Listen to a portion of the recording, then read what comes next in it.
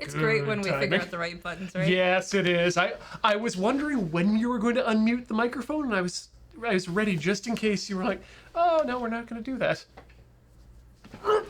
Hey everyone, welcome to Rhythm Cafe here on the mighty Loading Ready Run Video Entertainment Network. My name's Ian. I'm Heather. And we play rhythm games. Sorry for the late start. We had to get our drinks in order. It is cafe. You can't be here if you don't have your drinks. It's true. I mean, that's not true for you, because we can't check up on you. But no. Ideally, I hope you have a drink. We've got some tea, and we've even got some beer here, but not for a kid like you. I'm waiting for it to cool off so I can taste it. I picked a flavor from the cupboard called Earl Grey green tea. Ooh, wow, what? Yeah, we've got some really fancy stuff that came in from London. But Earl Grey green tea, that's an interesting combination that I'm... Yeah, I haven't added anything to it yet, because I want to know what it tastes like first. That's a really good idea. Today, we are playing in our...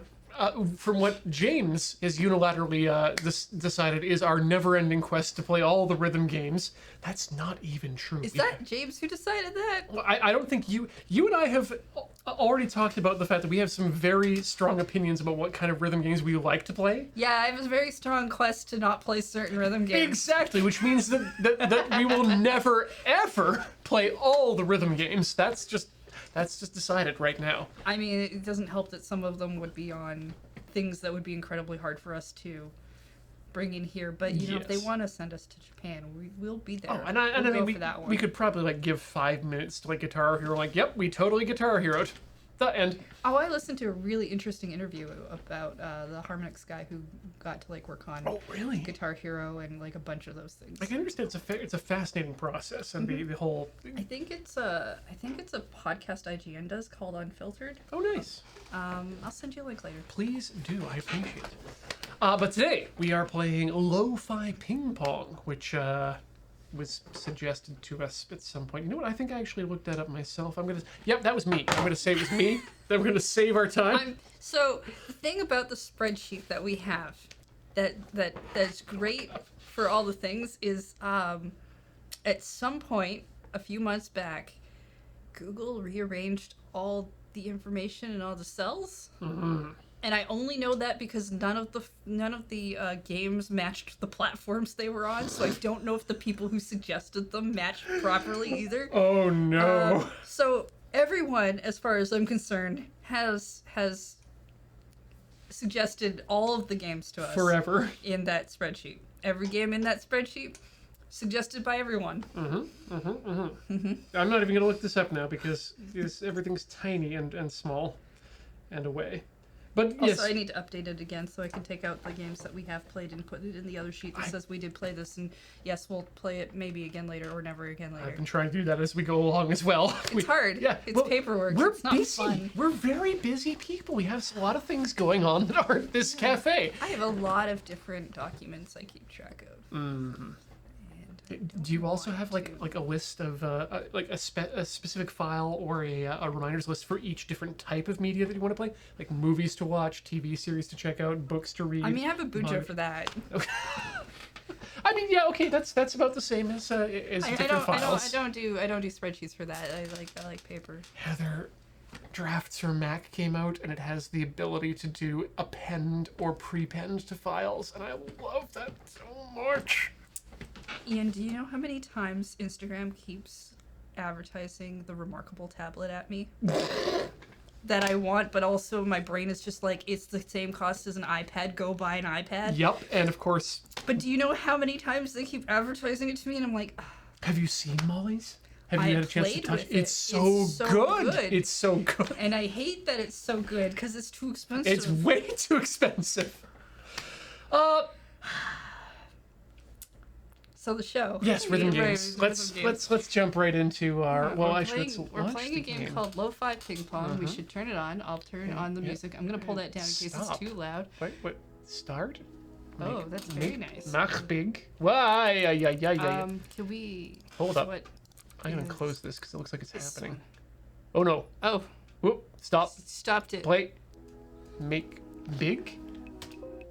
I can't make big. Why? Why not? Let's... Why can you not be big? 37 degrees. Settings. Yeah, let's settings. Settings. English good. Oh no, it can't handle the thing. It can't do this. No, I'm gonna Oh no. turn it off that so I don't want. Is this a thing that happens regularly?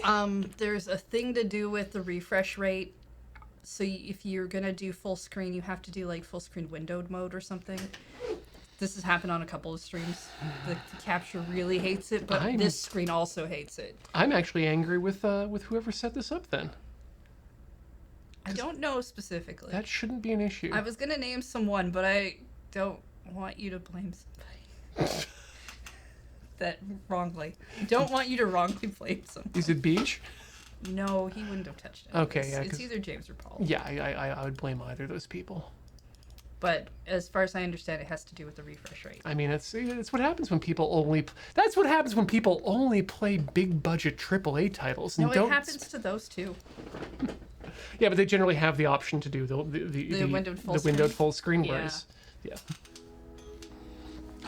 Well, we're gonna have to not. Yeah, we can work with this. We could maybe we can do something to this screen to make the booth bigger. Actually, my plan is to actually crop things here. Yeah. Because everything goes back to capture HDMI. Do the settings. Hit corresponding arrow button when ball will be in the square. Wow, the game just starts on you. Oop, that's too far. Okay. And you get sad. Or you sweat a lot. It's really unclear what that teardrop means. You sweat a lot. Well, maybe.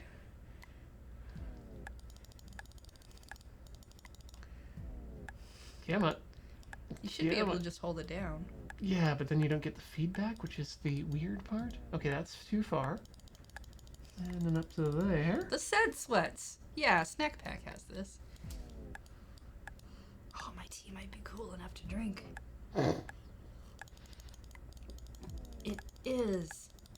Oh, how is it? How is the tea? It's not bad.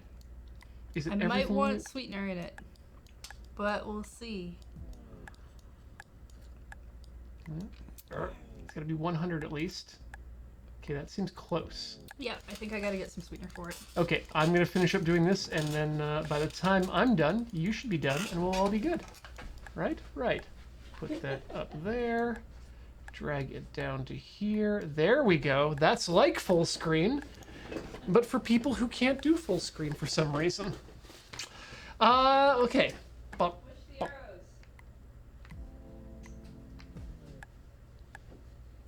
Get in there. Nope.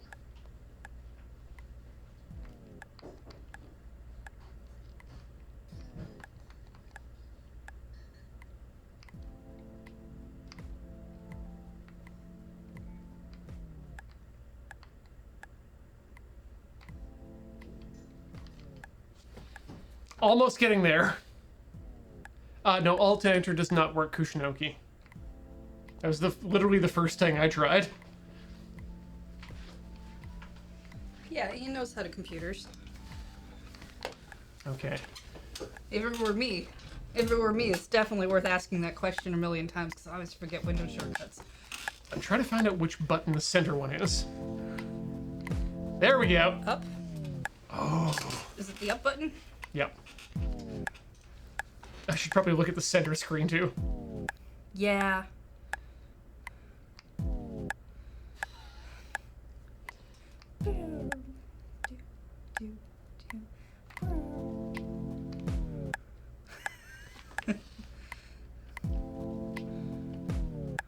This is a difficult game.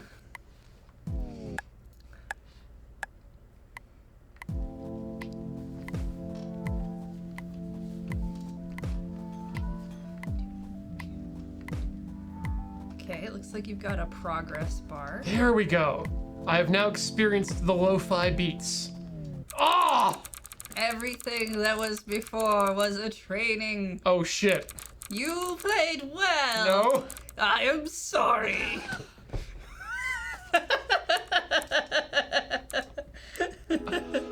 Aw, now we're on our phone. Yeah, that's me. I got us on a train. Gotta get there fast.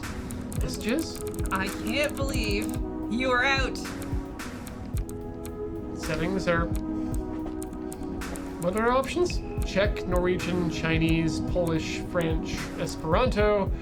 I'm assuming I spelled all Turkish, Deutsch, Russian, English. Cool. Volume is fine. Okay, continue. On the train.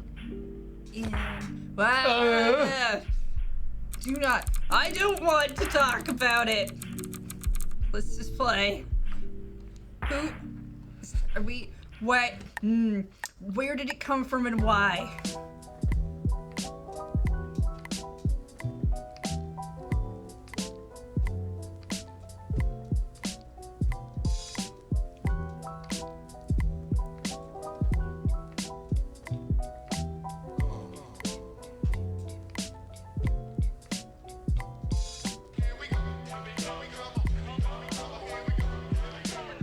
Oh, then ka-chunk.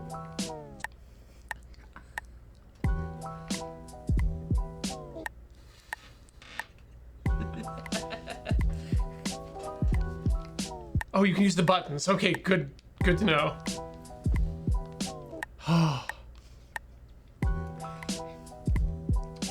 Don't know if that information's helpful.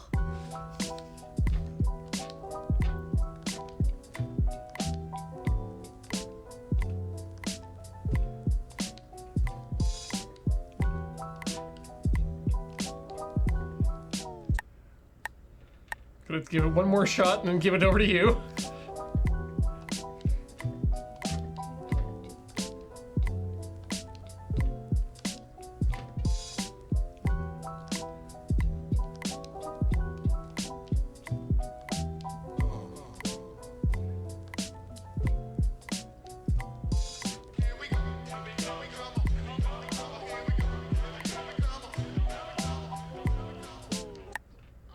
You did really good that time. The up and Y? Yeah, Y or A will work. Down or up. Oh, interesting. Yeah.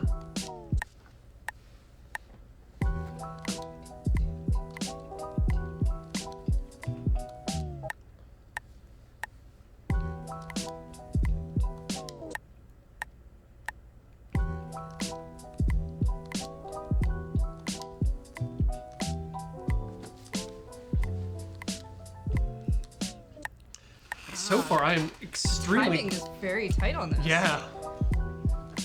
But boy, do I love the music. It's good. I wish I could hear all of it.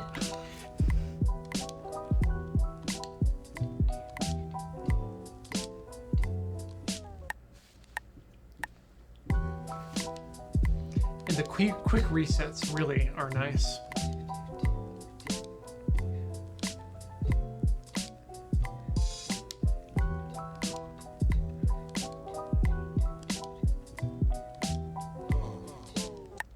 I think the patterns are randomly generated too, because I can't see any pattern. Yeah, there doesn't feel like I have anything I can memorize. Yeah. I hit the wrong Which is button. fine, because it's not too difficult so far. It's just very tight, as you say.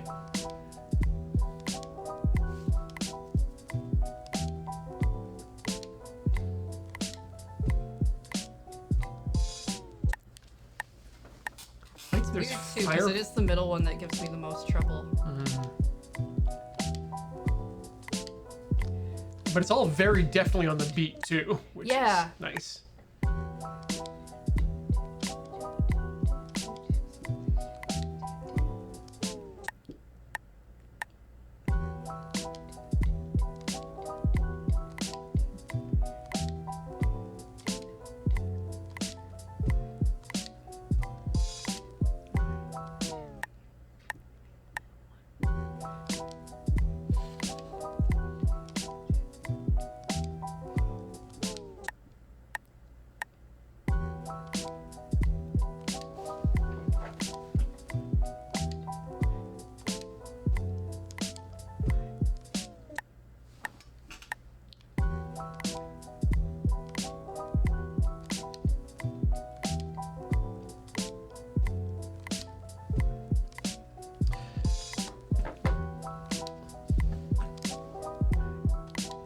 So, here's something about this game that I've just noticed. I've that? never seen a game that has been this pixely in terms of its art, with such a well-defined gluteal fold.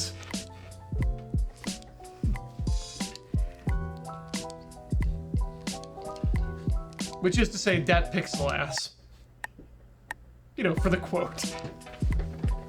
Gotta do it for the quote. Yep. Forget Vines, forget TikTok. It's all over the Lurbot will quote. be around forever. I mean, to be honest, I actually feel like Lurbot and Lur quotes will probably be around longer than Instagram and TikTok. Yeah, probably. It's like, y'all are actually a lot more loyal to this community than I think any sort of social media. Well, what's the bet you think of how long Stadia is going to be around? Stadia? Yeah. Max 5 years. Wow, you're more lenient than me. I think Google will actually forget about it before they decide to cancel it. That's fair. Okay. And not like forget about it, but like it's the people who make decisions about whether programs live or die will have forgotten about Stadia before they decide that it's unprofitable.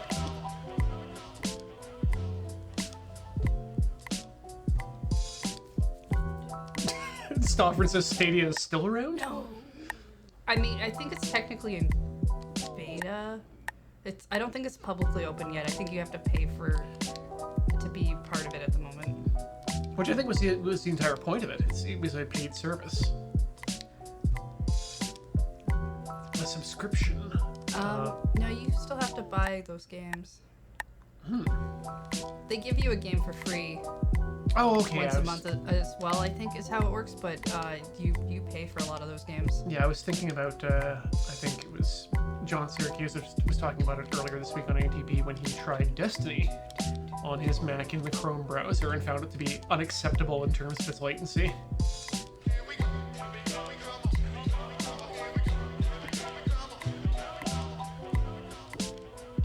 But the biggest sin with Stadia is that unless you're a Founders Edition member, you will always have numbers after your name. Oh, yeah, because you can't, yeah. The username problem. Yeah.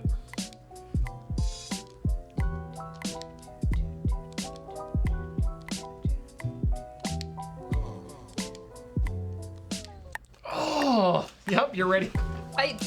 I could, honestly, it's mesmerizing enough, I could probably just go. I need to find the Yeah.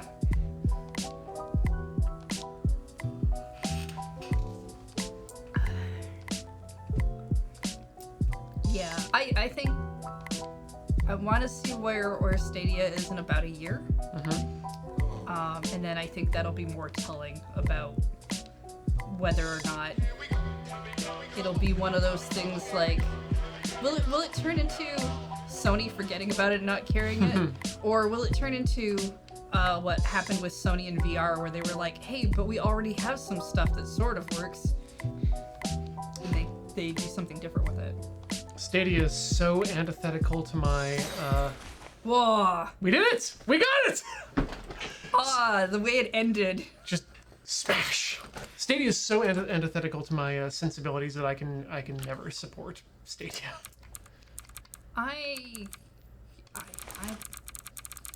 It can't be happening with me. But it is. Oh wait, what? Time for a new song.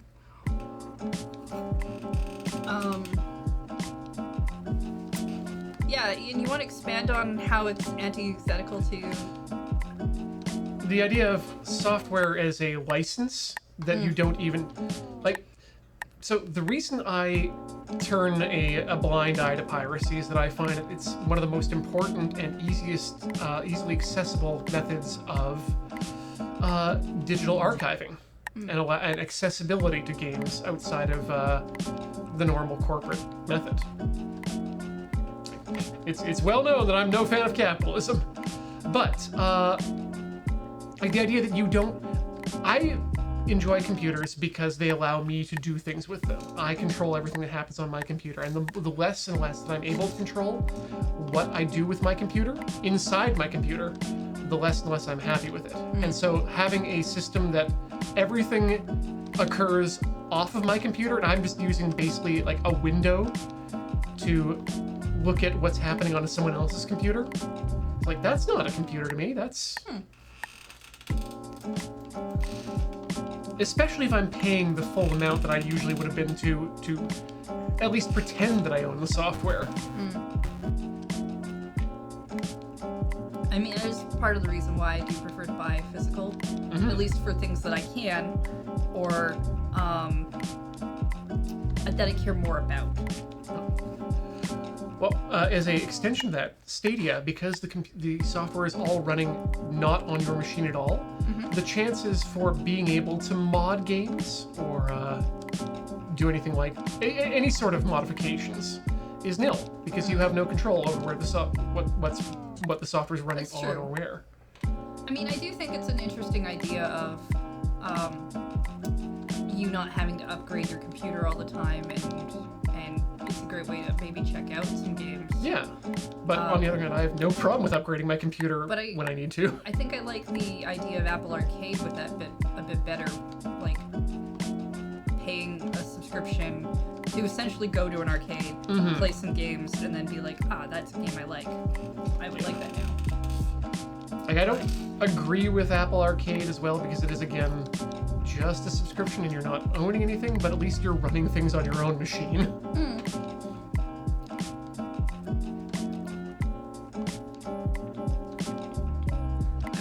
I was very happy Hollow Knight and Celeste got physical copies.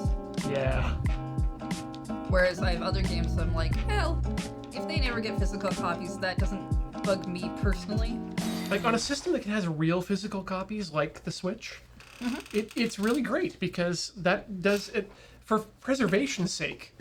At least you can always, if you have a working Switch, you can always put your working game into your working Switch, and you don't have to worry about anything digital to happen.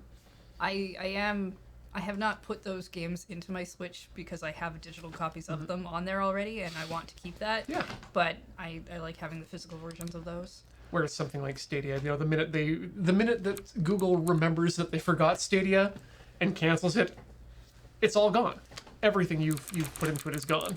It's not that bad. I think I will be all right.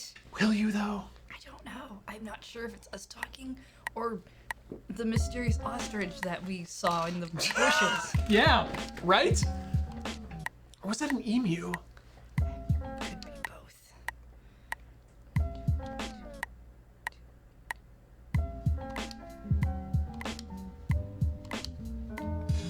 Oh, sorry, yes. This is also my biggest problem with subscription services like Stadia or Netflix or any of these digital systems where you pay a fee to access things as a license rather than owning them, is the right of first sale, which I find to be extremely important.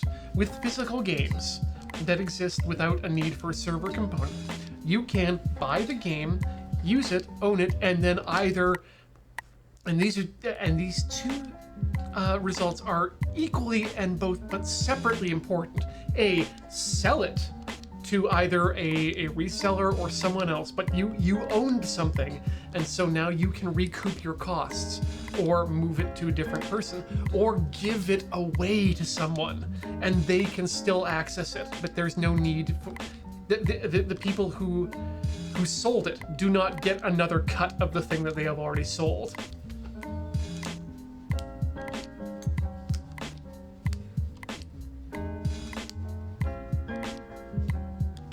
And that goes for music, that goes for movies, that goes for books as well. Like, imagine if every book that you bought would have to check in with a server before you'd be able to read it. And then like, oh, well, I guess Moby Dick just isn't something anyone can read anymore because it's been... Queequeg has died.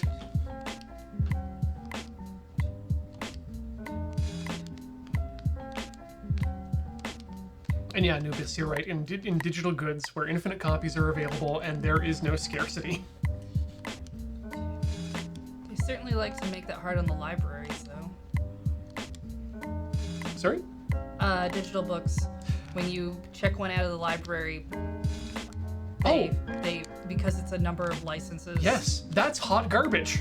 The computers are meant to be able to make copies of things freely. That's their superpower. That's what they're good at. That's what they're designed to do. So instituting like, oh, well, you can't have more than 6 digital copies of this exist. Like, well, why did we make computers then? Why did we even do that?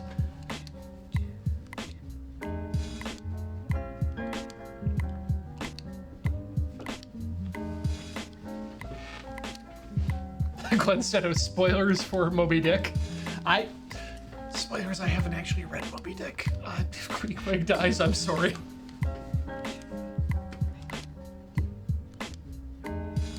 No, wrong button. Ah!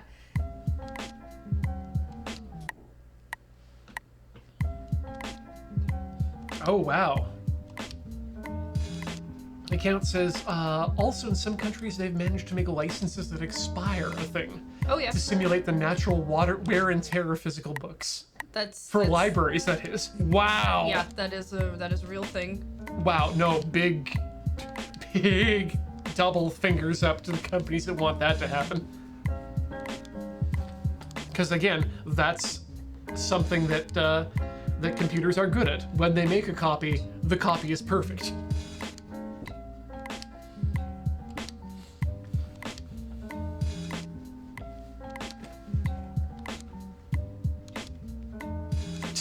God, Anubis, that's an interesting concept. Pirates that just show up, like, plunder your ship and say, "Arr, matey, we're holding you up and raiding your ship and making exact duplicates of your cargo.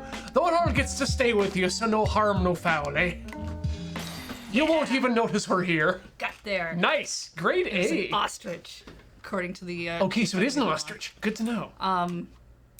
Yeah, there are licenses that do things. So, like you'll see for within like North America, some of the game licenses you get on different systems will only allow you to have a copy of that game on one system at a time. Oh, yeah. So it won't let you play it.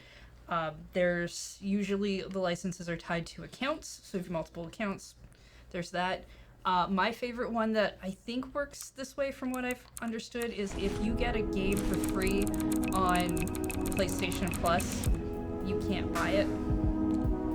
And because it's a subscription service, So you have to... well, you can't buy it, and in order to keep it, you have to be still subscribed. Right, but if you wanted to buy it, you'd have to stop your subscription. Oh my god. Yeah, I believe how that works. Woo! I know him. I know it's because of him, that jackass. Well, like, I was going to talk about how much I loved Apple's way of doing things for Apple Music. Was family plans, so anyone in your family can access. Again, though, that only works on software that has that open to the license because there is some software that doesn't do that. But my main praise for Apple on that was for their Apple Music. When it first existed, you could, for iTunes in the cloud, if you had music that wasn't in the Apple Music system, they would upload it to the system for you, and you could access it to anywhere. Or from anywhere, but if they had, if you'd ripped a copy of Big Shiny Tunes 6 because you'd owned it to your system, and it was just like 128 kilobit per second MP3s, like low quality ones that you'd ripped yourself, or wherever they were from, you were basically given amnesty, and Apple would say, okay, well, you've got Big Shiny Tunes 6, but we have a better copy, so you're perfectly welcome to download it with no DRM, and when it's gone, you get to keep it. Yeah. Now, let's face it, the reason most of these systems are placed in this way is because we are in a capitalist society, and there is a monkey face that screams at you about why it's all happening to you. Yep. And if they want to make, what they want to do is make money, they don't really care whether or not you can access a game you bought for the PS2 onto your PS4. Yeah, the monkey doesn't care. Honestly. Like, The monkey does not care. Are we fighting a zombie or is that a guy wearing the monkey? Oh. I'll say yes. The game got harder, by the way. I noticed, actually. The screaming monkey face of capitalism. You can't escape it. It's always there. Oh, Apple, or sorry, not Apple. Nintendo is one of the most egregious of this with their the systems that they have. With the way that they treat their back catalog and the way that they very aggressively go after any sort of unauthorized sharing of ROMs. I thought most companies did that though. Not as badly as Nintendo is. Like, you don't see Sony raiding repositories of ROMs, or Microsoft for that matter, or Activision. I just assumed it was more we didn't hear about it as often. I subscribe to a news service that really talks a lot about this, not just in the game sphere, but any form of. I mean, the last ROM dump thing that I heard Nintendo went after, that site was also ROM dumping very brand new Switch games as well. I mean, and that's not just older stuff. But that's the thing. That is the point of piracy in that respect, is that grab it while it's new, grab every version, because every change is important as well. Oh, sure. It's just the, probably a lot of people who were downloading that weren't paying for that game either. I mean, it's again, it's the way our system works. You have to go after these repositories, or else you will be seen as being giving up your trademark rights. Hopefully, the rumors that the PS5 is fully retro compatible are true. Yeah, I don't know. I don't know if they've said that. So, if it's not, then it's because they've decided not to make it that way. The fact that the SNES Mini is a better PlayStation emulator than the PlayStation Mini, just in terms of hardware, when you load it up with the right software, it does a better job than the stock PlayStation Mini as a PlayStation emulator. That says a lot. That says a lot about what they're willing to do and what they want to get out of these products. Hi, I'm Ian, and I'm angry about software and computers. If you have problems with the copyright law, you can blame Disney. Yeah, blame the whole thing and write your senator, write your congressperson, and vote. But my understanding is Disney is the one that keeps lengthening the amount of time a character can go into. They were the primary reason for the past few, especially. Because Mickey Mouse. They see their. Which is funny, given that they take a lot of their original content from fairy tales. Well, that's how they built their empire. Stealing it. Yeah, me too. I hate this all as well. Who's asking? Dicey. Yes, there are good emulators for the PS3. And in fact, the best way to play Persona 5 in high definition is via an emulator in 4K.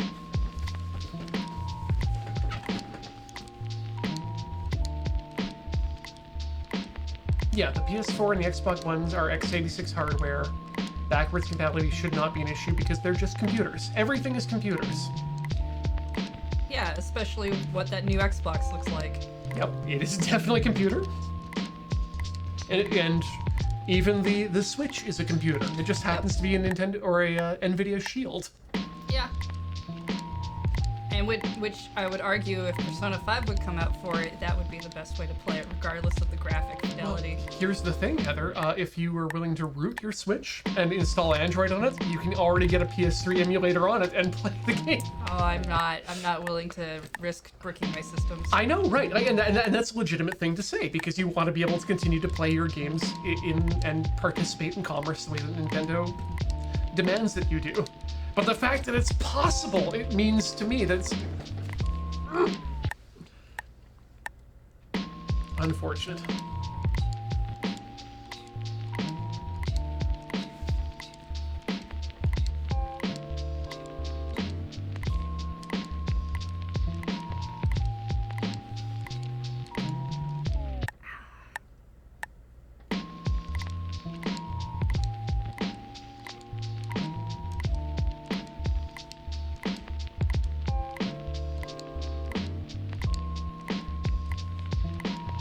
Oh, Anubis, yeah, no, the Raspberry Pi 4 is...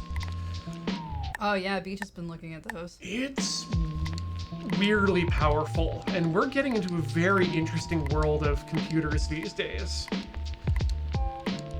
As Linux is Linux desktoping is starting to get a little bit better with what Ubuntu's doing. Oh yeah, it's so overpowered for what it is.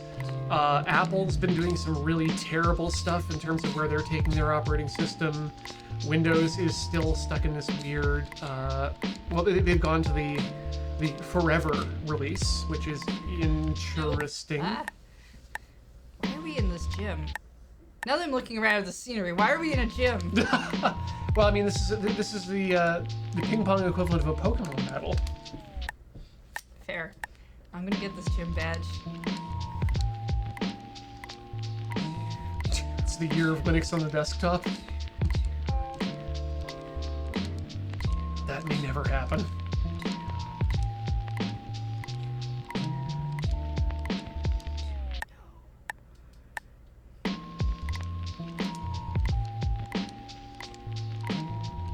But yeah, the idea that consoles just being regular computers, it's kind of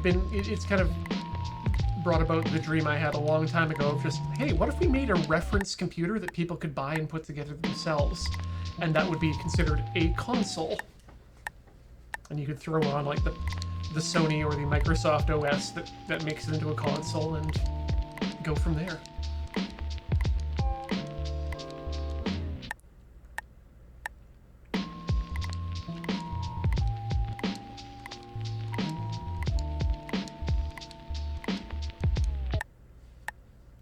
One more.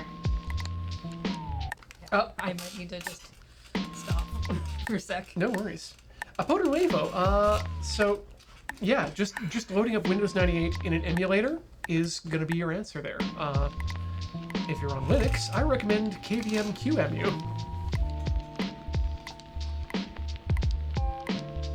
I mean, technically, yeah, the game is a bit unforgiving in the sense that it makes you start from the beginning.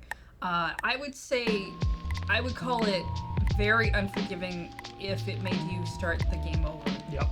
Like the fact that or even the level, the fact that you jump right back into the song is exactly what I want from horror games, period. Mm-hmm. Yeah, it has, like one of the reasons I really like Celeste is if you die, because you will die a lot in that game, it takes you right back to the beginning of the checkpoint, and very quickly. And that's generally one of those things that happens a lot in the precision platformer games, because they know you'll die a lot. Yeah. And that's a lot because precision platformers were really only made by indies, and so they understood how the people that they were selling their games to played their games. It's like, I got the muscle memory in me. Let me get back into it right now. Mm-hmm.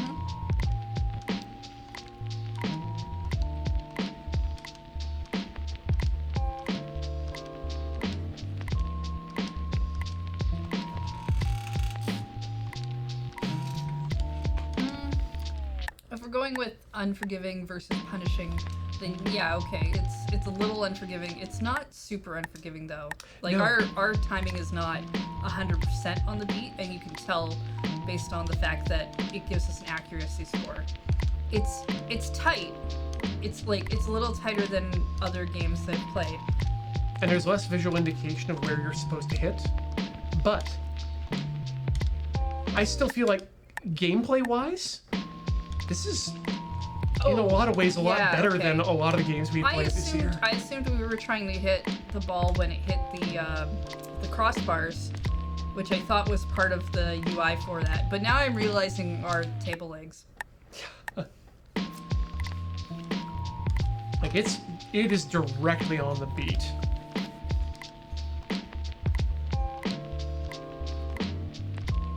So Heather, do you actually put a lot? I feel like the way you describe games, that you put a lot of emphasis on the visual aspect of when you're supposed to hit the button. It's because sometimes I play a lot of rhythm games without the sound on. Oh my god, you're a monster. Sorry. Well, no, sometimes I just don't have my headphones and I refuse to have the music going This is interesting. loudly where And people can hear. And I can't hear the music too bad. It's called, when you do that, there's a term for it. It's called reading or something like that. Do they call it sight reading? Yeah, they call it sight reading. Because if they do, they need to go into a fire and die, because that's not how sight reading works. Well, in terms of rhythm games, that's kind of... Well, so in terms of music, are you familiar with the term in music? Yeah, it's when you're looking at the sheet music, right? No, it's what it means is that you've never seen the music before, and you were just getting, and like the conductor says, let's all play this song, we've never heard it before, but we're gonna play it anyway. So like literally from a musician's term, every time you play a level for the first time, you are sight reading. And like again, from a musician's perspective, if you were to go into like a concert band situation and everyone had headphones on, so like you're playing the music, but you couldn't hear what you or anyone else was playing, that's madness. No one benefits from that. Because you're then just trying to hit the right fingers on your instrument without hearing whether or not it's right, whether or not you've got the tone correctly, whether or not you know if you're in time with anyone.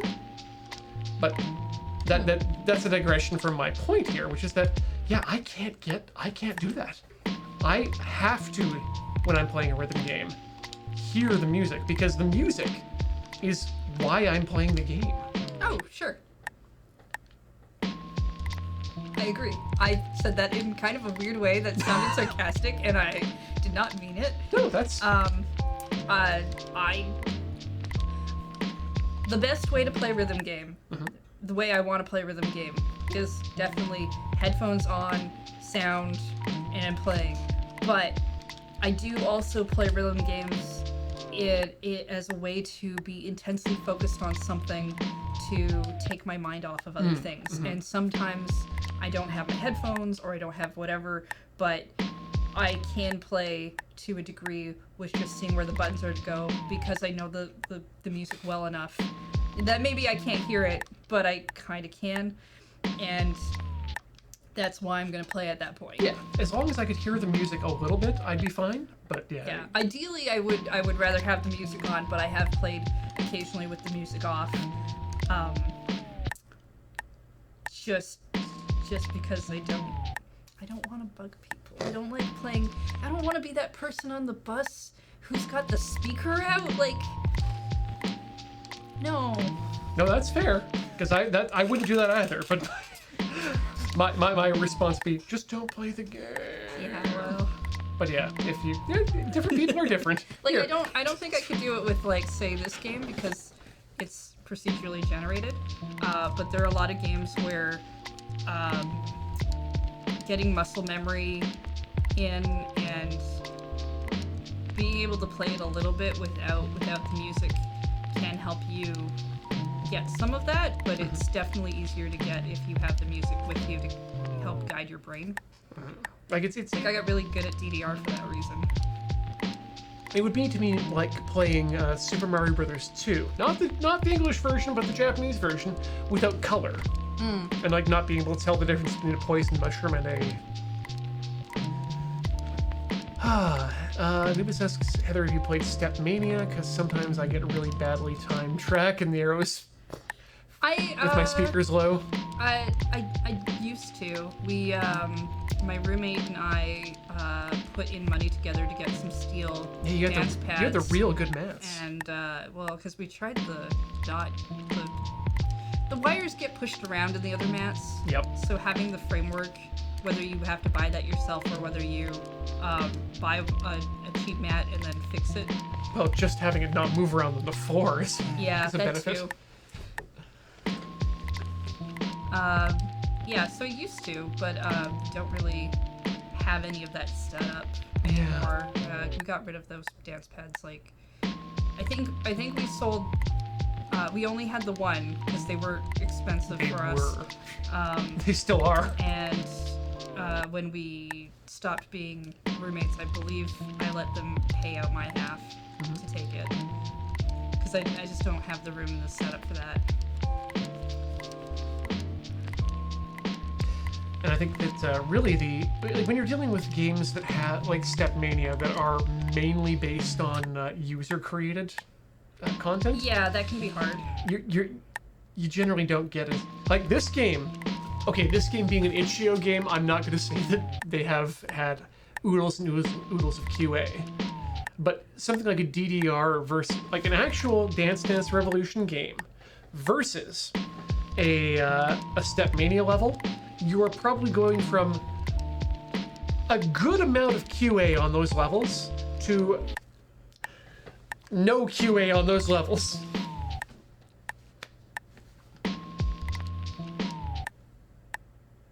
And yes, I'm a big fan of Arch Linux as well. Played a ton of DDR with soft pads taped to a sheet of plywood and covered with a sheet of heavy plastic. I believe that was the mods you were referring to? Yeah, I mean, you ideally, depending on your flooring situation too, you do want to put that mat somewhere else because the bottom's just gonna slip on you. Yeah. And you're probably actually not gonna want to play with socks on if you don't have something covering it on the top, because that will make you slide way more. It'll take away your precision. I'm surprised people didn't figure out about gaff tape early. But the wires are still gonna move around in the mat. Oh yeah. Because they're not well secured. So maybe open up the mat too and fix that. Oh wow! Hey, beep, beep, beep, beep. We've hit a milestone in the alert chat that I've never seen before. Oh. And this may not read for you, but for me it's a great joke. We finally had someone complaining about System D. I don't know what that is. Okay, System D is one of the system schedulers in Linux that's come about recently, as opposed to cron and God, I can't remember the other one off rc.d. Point is, it's been a big thing in the Linux community that people have been very upset about and have had all sorts of discussions about. And I'm a fan of System D. System D can stay, but let's all agree to move to one thing or another. Anyway. Okay.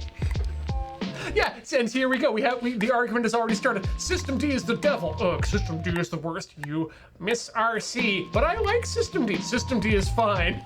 Is there any GNU Linux thing that hasn't had fights to the death? Yep. I only laugh because I hadn't seen that in our chat yet. Because, yeah, no, Stormcop, we have done the Emacs VI. The correct answer is, of course, either Nano or SE, the new EE editor. Well, this has been a very different day in the Rhythm Cafe for me. Listening to these chill lo-fi beats, listening to the strangely annotated, heated debate. Chill lo-fi beats versus system schedulers. It's a mix I never expected. Yeah, it's definitely different. I'm gonna open up my new channel, lo-fi beats to argue about Linux subsystems too. I oddly think that might be way more popular than you want it to be. Oh, it's a good thing I don't do things just for money, because that would make no money. It'd be popular.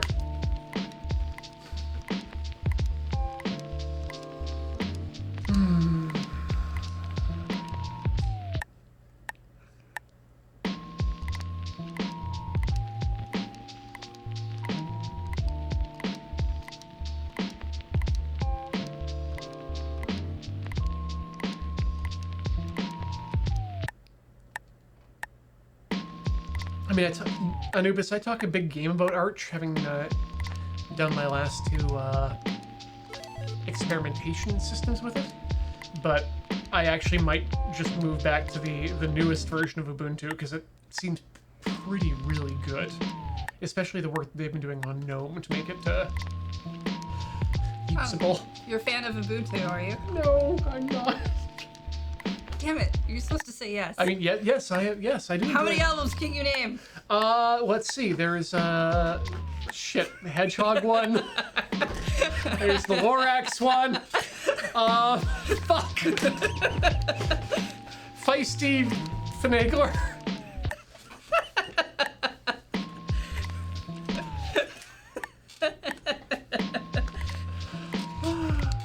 Breezy Badger is one that I definitely remember, but that was their second release on the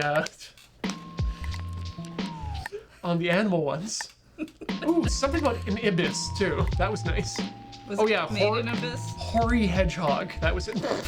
No, ibis, not the abyss. Oh, okay. It was made in an ibis. Then, well, you're gonna get a bird, really.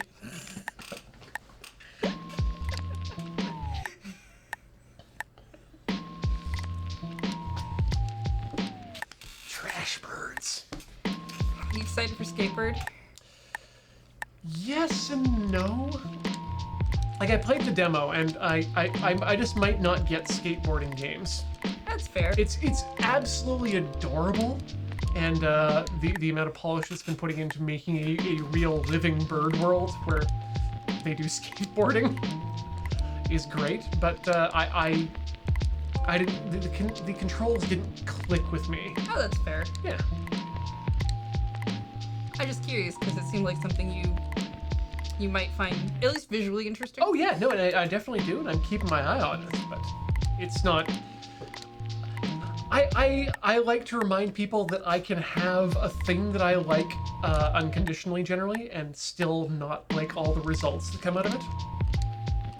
Like, hey, just because it's something birds-based doesn't mean that Ian has to love it. Normal. Okay. No, I understand what you mean. There's a tendency for people to see that people like a thing and not quite get why necessarily, or think that they must unequivocally like everything to do with that thing. Mm-hmm. And that I'm not trying to throw shade at the chat. I'm just saying that does happen from time to time where I think we're all grateful that you see something and you think of us, but sometimes it's just not our jam. Yeah, like I really appreciate everyone who forwards me these sorts of things too. It's like, yeah, there's a lot out there. I might not know about it, so thank you. But just be aware that it might not be something I like, even though it seems like it's aimed right at me. Like Aaron the Orange, you're saying, so would you like a game about a bird playing jazz and drinking whiskey in Japan? Well, that sounds good, but what's the actual story like? What's the gameplay like? How is the art? Is it I mean, sometimes a game can look like it very much zeroes in on you. Yeah. And it sounds great, and you go to play it, and it just doesn't quite mechanically something's off, or, Yeah, or like something else happens where it's just like it just doesn't quite make that bar. well, and also faithfulness to the source material and understanding of it too. Like, yes, they're playing jazz and drinking whiskey, but do you have an understanding of whiskey? Do you have an understanding of jazz? Oh, I thought maybe there was some sort of bird manga that drank whiskey that you knew about that I wanted to know about the faithfulness of this story. No, like, well, but I mean, like saying, oh, this happens in Japan, and now here is the tropes. Like, Oh yeah, you're not really interested in most of the Yeah, tropes seem like- like outside your interest set. And let's be honest, if you're a white person attempting to, or if you're a non-Japanese person attempting to give a faithful, even if it's trope filled, but if you're attempting to give a faithful representation of what it's like to be a person living in Japan, you're gonna have to work twice as hard as It's the average definitely gonna Japanese be developer. hard to get that going. Yeah. I mean, it depends on what kind of take you're doing, right? Like, if you're doing a take of I lived in Japan and this is maybe yeah. what it's like to be a white person in the JET program Absolutely. or something like that, that seems more likely. Absolutely. Like You can get away with a few things then of not understanding certain things. well, Because that's the point. well, at that point, actually, yeah, you're right. It is the point. If you're doing a game or any story about that, absolutely, you should definitely be a foreigner. Like, as a Japanese person trying to understand the position of a foreigner within the country is not going to get it. And yes, Matt, you are correct. Also, this is true of any culture or subculture.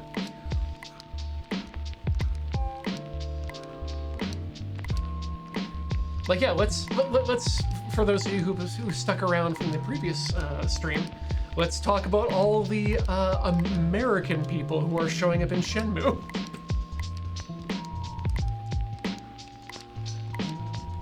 No! I had a groove! Game. Oh, PM Avers. I would still like to be able to sit down and talk with Mary Cagle about her experiences in Japan. Because it sounds like she had a very interesting time that was slightly different from mine. Well, it also sounds like she was interested in some of the same things her kids were interested in, which will give you a different dynamic as well. Was. Like, I had a few kids who liked Naruto while I was watching it with them, but not... Let me be honest, there were a number of schools where I was a bigger weeb than the kids in my school were. Well, sure. I don't doubt that. Yeah. Oh, and references... If Gaijin Smash is a reference... If people are thinking that's a reference to Mary Cagle's comic, no. The Gaijin Smash is a subcultural concept amongst English teachers in Japan. Or really anyone who is an expat living there. The idea being that you just smash your way through anything by saying, yep, I'm not from here, I don't understand your problems, I'm not gonna worry about what you gotta say. And it's something I never wanted to do.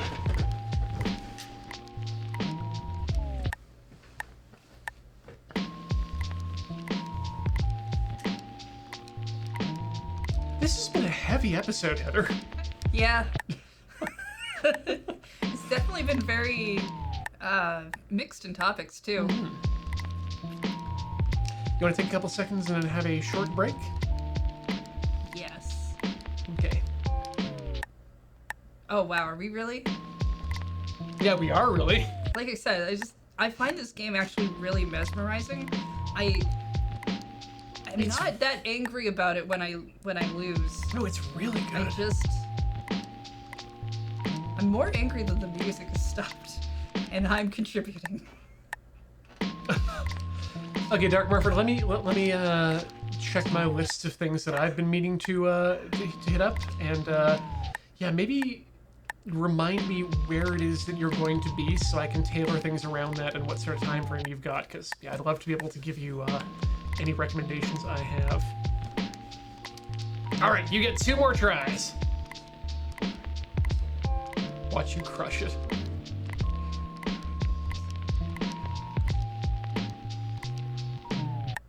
Okay. Get into the groove, and it's like, yeah. And then you miss, and you're like, what? Okay, that's it. We're gonna have a short break.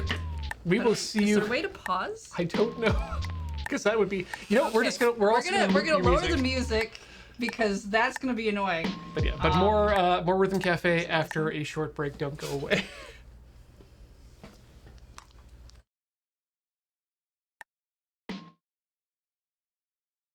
Chat, we have a very important question Yes. for you that we just came up with. First off, it's very hot in this gym. It's 33 degrees Celsius. We use Celsius in Canada. Yes. We know Americans Don't. use Fahrenheit. Yeah. Does the rest of the world use Celsius or Fahrenheit? Is it just America? Is there anywhere else that this game could be made where they would have used Fahrenheit in the world? Also, why do we call it America? It's the United States. The United States of America. Yeah, you're right. But yeah. like North America and South America, like We don't call. We really should be calling them America as well. it's used in 3 countries, I think. Ah, 3. Libya, U.S., UK doesn't use Fahrenheit. Yes, good. I was right. Ian had said that, but we weren't sure. We're not saying that it's wrong of you to use Fahrenheit. We just wanted to know, does anyone else use it? Because we don't know. You're not saying that. Okay, I'm not saying that. I don't know what Ian's saying. I haven't said anything yet. We're Canadian. Yeah. And all I know is if it's like 90 degrees Fahrenheit, that's bad. Well, I think you pointed out, like, oh, you're surprised it's not in Fahrenheit. And I was thinking, like, well, wait. Because I agreed. I agreed with you immediately, thinking, like, yeah, why isn't it Fahrenheit? And then I realized, wait a minute, no.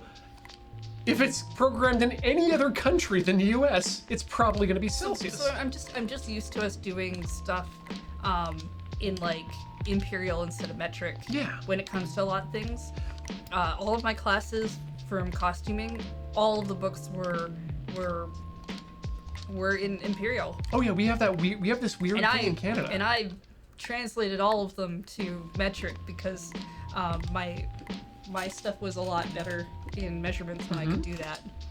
Mainly because I didn't really grow up doing inches and stuff too much with a lot of measurements. So the thing being divided into eighths.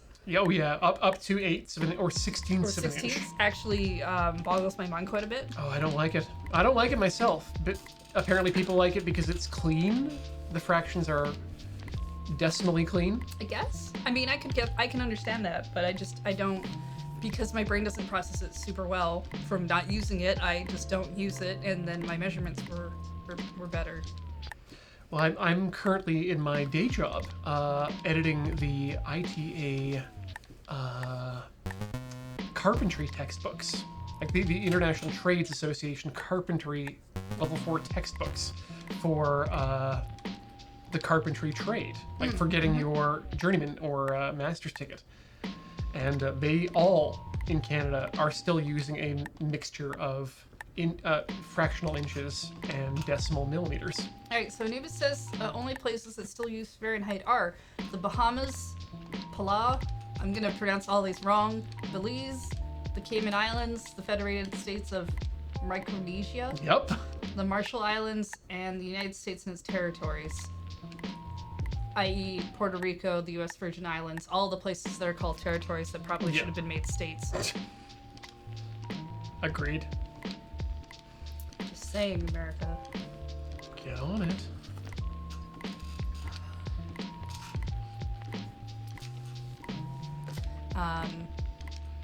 But yeah, like I know when it comes to like height and stuff, everyone here talks about your height inches, in feet. In feet and inches.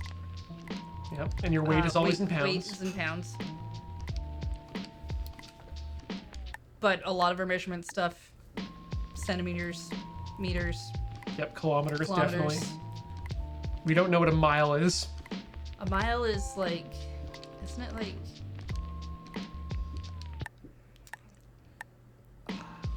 Like an eighth.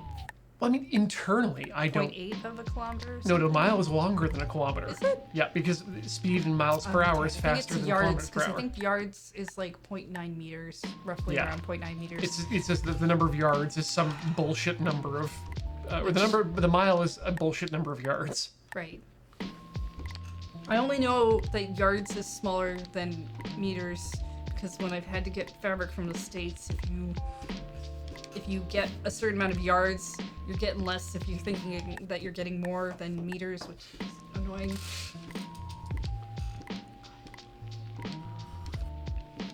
Ah!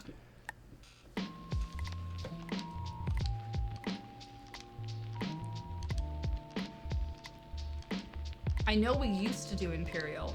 Mm-hmm. Well, everyone did. Yeah, but Canada as a country had imperial. Oh, as its measurements, and I only know that because my mom mentioned having to learn the metric system when she was in school, and because they had learned both, she could do both, and she could translate both. All right, like right just across. on the fly. So the Canadian metric conversion board of the government had a fucking amazing logo. It was like the side of the maple leaf that was made to look like an M for metric. Okay. And cool. I actually have a set of measuring spoons for baking that are branded with that logo that must have been like given away by the Canadian government for this purpose. And so I have actually taken them out of circulation for that reason, because I know that they'll probably become. I've never seen them before anywhere else. So they might be if not a collector's item, at least a museum piece. An interesting piece of history, yeah. Yeah. Oh man, I can't wait until we unpack some more. Our kitchen is actually like a space where Beej and I can both stand in it at the same time. And it makes me want to actually be in it. This is not due to, of course, boxes. This is due to the fact that your current kitchen is larger than your previous kitchen. Yes. Yeah. But I also have to unpack things. Yes. Like Start- most of our kitchen is actually unpacked, but if I don't do the rest of the unpacking, then I won't do the rest of the unpacking, and it'll be bad.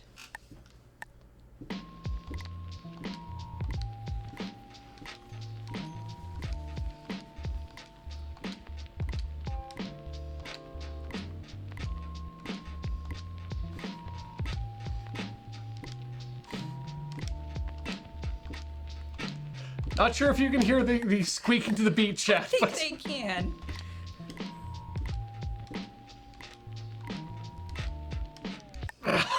one more time. Yeah, this game has great one more pull on it. Yeah, actually, you know what? If I had to say what I want more out of this game, it's like a bit more plot and a bit more celebration when you actually do beat the level.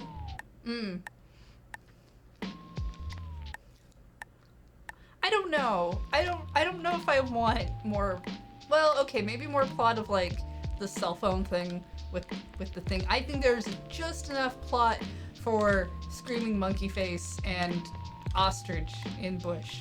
I don't want any more plot from them. I want exactly the amount that we were given. Okay, I'll take that. I don't want to know. I don't want to unravel the mystery of their characters, Ian. I want them to be mysterious. I wonder if we'll run into a street capybara. Haven't we only done that in Floor Kids? Floor Kids? Yes. But that means that there's a the fact that the street capybara happened once means it can happen again. Video games, regardless of rhythm or not, more street capybaras. It's a good idea. It makes some of us What? happy. I got that! God damn you!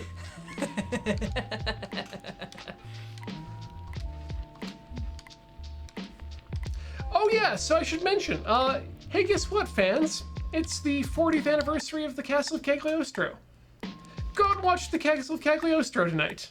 Ian, how did you start this stream and without just dispersing that information? I can't believe it, yeah, right. Did you go through all of Shenmue without saying anything? Weirdly, I did, yeah. Why? Who are you? Well, I just remembered that I'm doing a watch through of the Star Wars movies, and have done the first two, the past 2 nights of this weekend. I'm gonna give that back to you. Go ahead. Yeah, no, the 40th anniversary, 1979, in December. Really? It came out in '79. Yeah, a year before I was born, Miyazaki released his first film. That's right, folks. Hayao Miyazaki of the Studio Ghibli fame, his first film was a Lupin film. Best Miyazaki film? Calculate, not even a Ghibli film.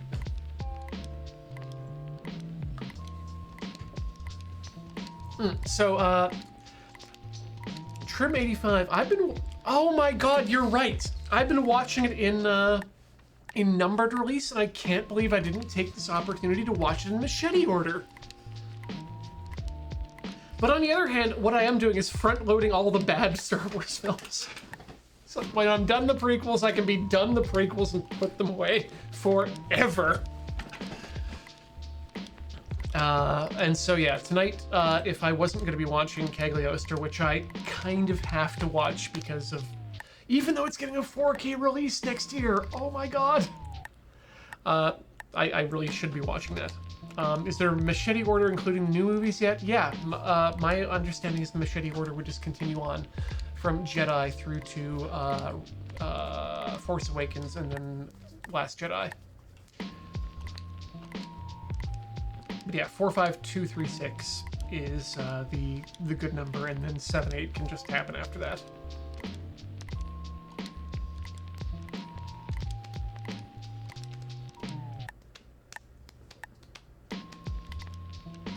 G-Dor says the only true Star Wars watch order is random, including repeats. Ooh, yeah.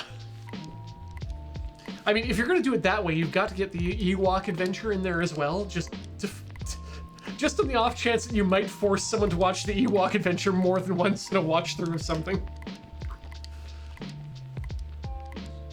Good luck, Anubis. I hope everything is manageable.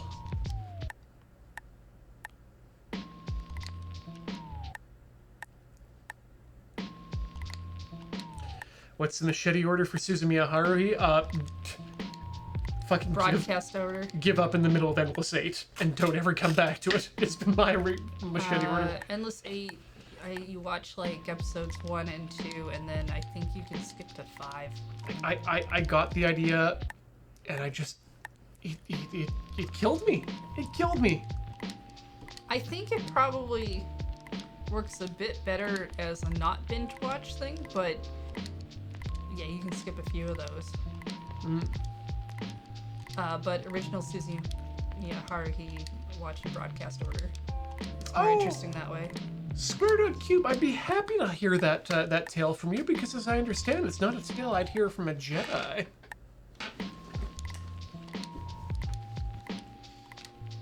Sorry, that may be my favorite moment from Desert Bus of this year.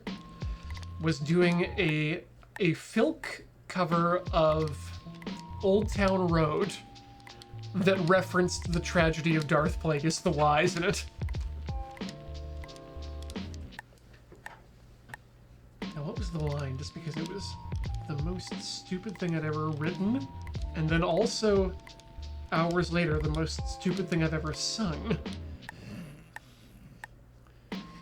There was it here. Driving to Las Vegas, do the stuff you make us. From a Jedi, you won't hear the story of Darth Plagueis. This is all in streaming, and we're always memeing, but it's for Child's Play, so our antics have meaning. Raising money for the children. It's all for the children.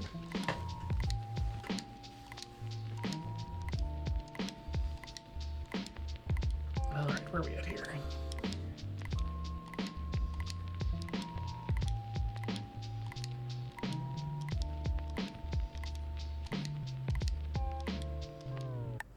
Four, five, 6, 1, 2, 7.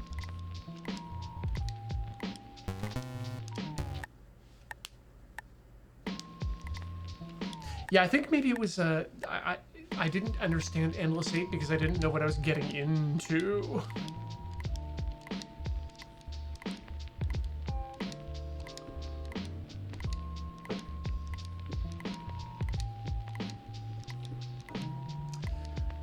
Lithium Breaker says, Dear Dr. Ian, I've tried some whiskeys, but always found them too sugary sweet. Am I just drinking cheap stuff, or should I get back to gin? Also, have you tried St. George's Spirits Dry Rye Gin? I have not tried that. And in terms of whiskeys that are going to be more or less sweet, stay away from bourbons. And you might want to focus more on the Islay and Speyside, or Highland scotches. They're going to be a little bit more peat focused, but if you're finding scotches in general to be too sweet, then Scotch whiskey or just whiskey in general may not be the drink for you. And you might want to stick with gin.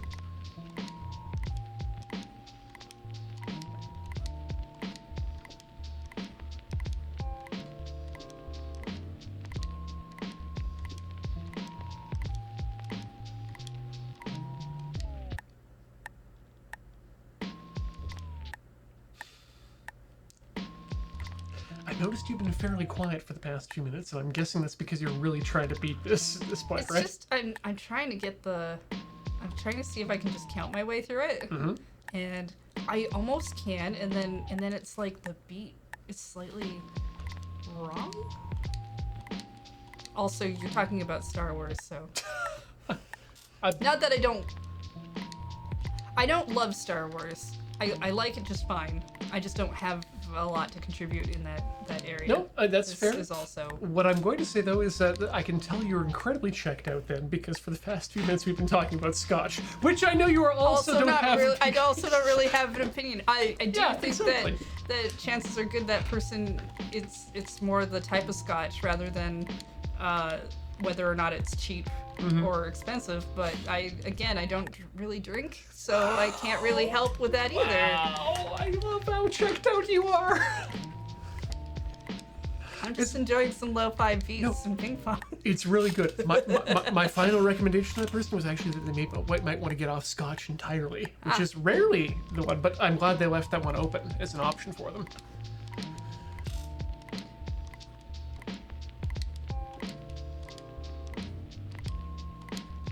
Yeah, the chat seems to have decided that they want to talk about Haruhi right now for a while, which I'm good on.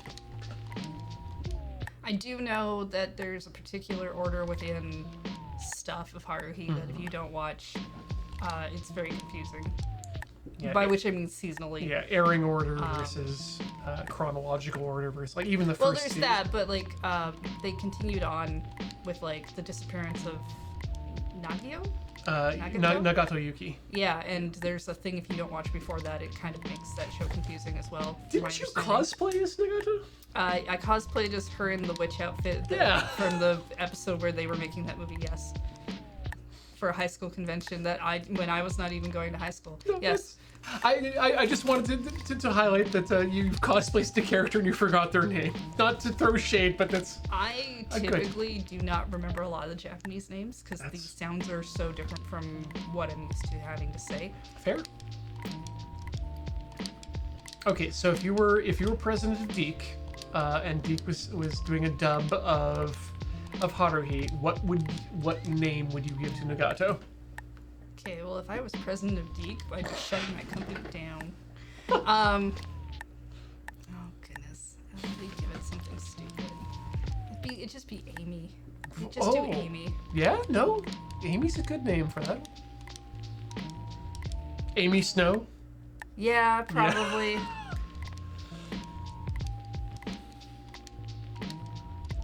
Oh, God. Oh. Not Rachel.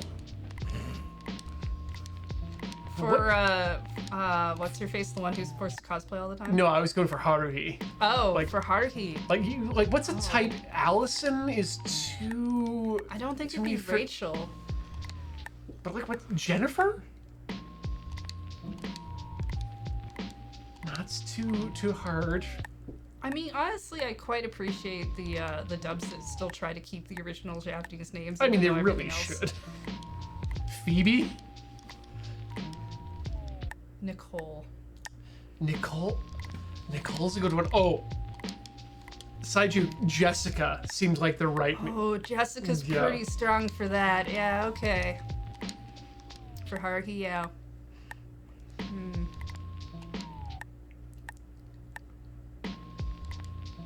Yeah. And then of course, what's her name? The I'm gonna. I rather than describe her physically, I'm gonna describe her power. The Esper one, the Time Traveler. Time Traveler. Yeah, she was the Time Traveler. The Esper was the dude. Yeah. Yes. Thank you. Whose name I completely blank on. Oh yeah. Mikuru. Thank you, Derek Morford. I mean, it's also been a long time since I've watched Haruhi. It's not really on my list of rewatches. It's surprising how it didn't. Like, I like it, but it's not really on my list of that's the show I want to experience again. Though they did do a really good Murder on an Island episodes, two-parter thing. Oh, the show was really good, and the stories were really good. We watched it in Anime Club, and we got very excited because there's a point in the show somewhere where Haruhi realizes that a classmate has been gone for a while, and they don't want her to notice because, of the conceit. She did. And she just starts going on and on about how they think the person went off to Canada, and because anime likes to bring up America a lot, but not necessarily specifically Canada, we get very excited every time they're like, Canada exists. I'd like to say that's the only reason I like Gundam Iron Blood Orphans, but no, it was fun regardless of the fact that it brought up Edmonton. That one's really specific. Yeah. Well, the Money Mart was that was to me the key. It's like, I know that building. That building is a payday loans thing, and it just got smashed by a giant robot. It was like a show called like Wizard Barristers or something for a while, and they go up to Canada and they go inside a superstore. Yep. And it was just like, what? Yeah. You took the time to send someone to Canada or do definitely take pictures. A disturbing amount of Google searches about what a store in Canada was. And they did it. Yeah, Haruhi is one of those ones that I'm surprised hasn't had as much of a long life in the fan mindset, I think. Like, it was pushed extremely hard in Akihabara when I was living in Japan. It was very popular among anime conventions, mostly due to the dance from the intro. I think it was the intro. Like, it was internationally popular. And then it kind of just went...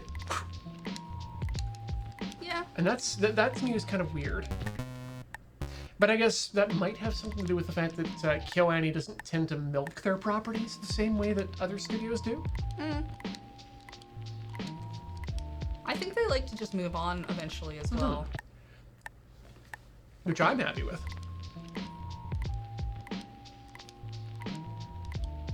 Oh, it imploded because KyoAni switched full force onto K-On! Yeah, that actually tracks then. But again, I think they like to move on to different things eventually.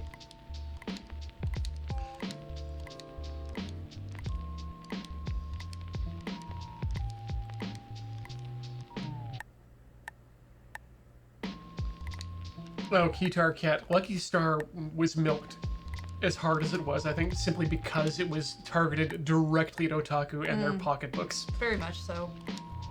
I didn't really watch a lot of that one. I caught glimpses of it because Beach was watching it. I want to call it a slightly more accessible pop team epic. I think I've started to, because a lot of the time Beach will start a show that I don't really care about. And I know it'll be a show that many people in the chat will care about that I just won't. Which is fine. That's whatever. And then there'll be nothing else that we can watch that evening, and so he'll turn it on and I'll do something else and I'll be in the same room. And then I'm like a little bit more interested in it because something interesting is happening in the show, but it's like near the end and it's like, oh, I think I just don't care about all of their beginner bullshit. I don't care about why the characters are doing certain things. I just want to watch them do something interesting. Just want to see them do the thing they're doing. Well, especially with isekais. I don't really care why that character was drawn to another world at this point. Yep. Destroy all isekais. I also don't really like a lot of anime that gets listed as comedy. It's the style of comedy I just don't care about, for the most part. And a lot of them are trying to do that now. Just not help me.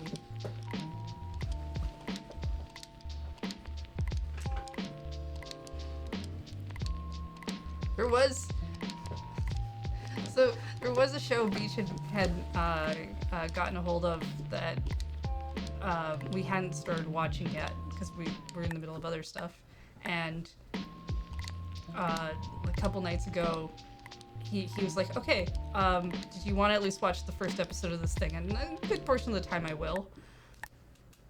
And the thumbnail that the computer had decided to give this thing that he was like, okay, I'm gonna tell you how this is interesting and why it might be interesting to see. How horny was it? And she was clearly doing some sort of an O face, and I was just like, the computer has betrayed you, Beach.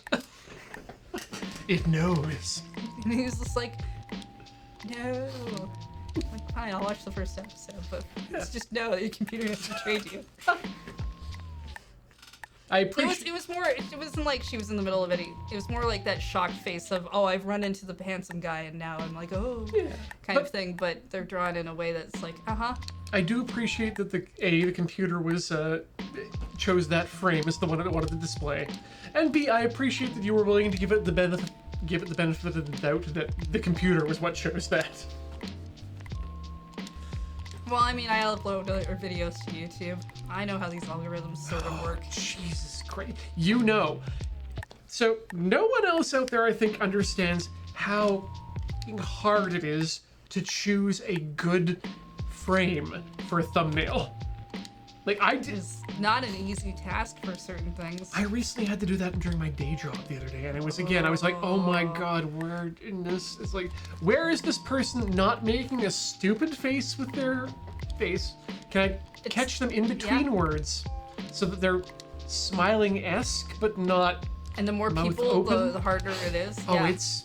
Why do you think I asked all of you to start doing, oh, maybe you're not on some of those podcasts. I'm not, but yeah, that's a why shot I started beforehand. telling them, pose for the camera so that I can do a thumbnail, because trying to go through your whole video where all of you are with your eyes open somehow, at the very minimum, is very hard to do. And there's 4 of you, or maybe 5 of you. Okay, I'm gonna talk about this on air because I think this is a great idea and it won't actually be a bad thing. Okay. I think we need to talk to Paul about putting together a system that will take a screen cap from the camera as it is, with whatever background we want, and send that automatically to Twitter, so that we could take a screen cap and also save that as the screen cap. Oh. And so like before the show, like hold up the box and we're playing for AFK and everyone makes their happy face and it's from the position that of would that. make for some good And then thumbnails on AFK instead of what I've been doing. But then you could also use, like, we could use that for the tweet and for the thumbnail. I mean, to be honest, most of the thumbnails we have for the VOD channel are one of the pre-generated YouTube ones that I try to use the best one out of the 3 that it gives me, but on occasion, so if you see like, what is it, that Magic Championship thing, I specifically make a thumbnail for that because it's a special event type thing, and I'd prefer that look nicer. The Cam and Ian Christmas thing, I make sure it has a nice thumbnail, even if it's just the logo. I mean, that one should be the logo in general, but... Yeah, but I went back and did it to the old ones. Oh, thank you. Because I put it in a playlist, and I'm like, I want this playlist to look extra nice. God, what are we... This is 5 now, right? Or is this 3, 4? It's either 4 or 5. Yeah. I Wow. can't remember We're starting to offhand, get... but you must have at least 3, because that's my minimum before I'll do a playlist. We're starting to get to the point now where we've got enough that you can get through your entire Christmas day with Cam and Ian. Here's how much I know YouTube's backend. Every day I have to go into it, and every time they make a small change they haven't told anyone about, I notice it, and I get mad about it. She does. And this last week, they've been making a lot of them. YouTube. Try to force them in during Now, the if you're a Christmas YouTube break. viewer, that's different. I love you. I'm very, very much trying to keep these VODs up to date for you because I care that you want to watch our stuff. Weatherbreaker, you have not missed this year's Comedy and Christmas. That will be happening next week at 6 p.m. on this very channel. On this very day. If this day was a week from now. Oh, okay. I think that's when it got put up. Asimek says, I'm seeing a Comedy and Christmas for videos, 4 of them on a YouTube search. So this year will be 5. Nice. I'm gonna hand it off to you now. Thank you. I've been playing for a while. I'm raring for a chance. We need to beat this monkey, Heather. Have you forgotten this is a monkey? I've stopped focusing on the monkey. Yeah, that's when the monkey gets you. Last week I started taking some of the screenshots of the things that had changed and sending them to Graham, like, in case you see this, you're not crazy.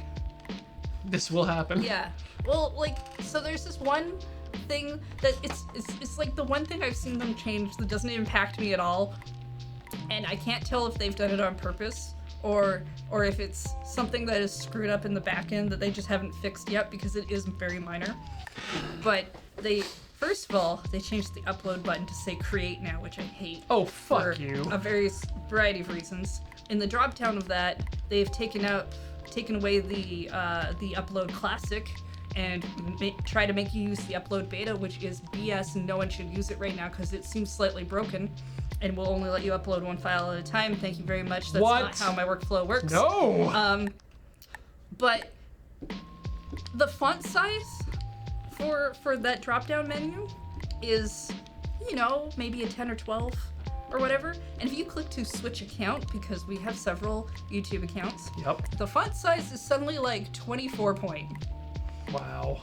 And it's very just Why? concerning because it's like, that didn't do that last week. Are you okay, YouTube? I've been meaning to take some time to look into the YouTube command line uploaders. It might be time to do that. Yeah, if they force us into the new... That's the thing I don't like about how they're doing beta, is like there's this dread when I see it that's like, okay, sure, I can go back to your classic thing for now. But I know at some point you're gonna just make us use what you're calling the beta, and it's not gonna be done. That's what I mentioned. I think I mentioned that on either this channel or my own channel, that whenever anything like YouTube says, hey, try our beta interface, I'm like, okay, I might as well switch this now because that's what it's going to be in the future, and I might as well get used to it. Well, I tried the very first time they put up the beta uploader. I went to try it because it's like, I want to see how this works. Oh yeah. And it tried and then it died. I did the same. It did not work at all. It's so bad. And now, it still does the same thing where it tries to force you to input all of the information into the file before it'll let you just even really upload the file, but it tries to upload it in the background. And the broken part about it right now that we can discern is, even though our channel has a default setting of keep the video private until we're ready to like do stuff with it and figure it out, it ignores that and makes it public. Cool. Thanks, YouTube. Yeah. And even if you change it in the drop-down menu, it doesn't care. Which is what's broken about it right now. So it's like, well, I can't really use that.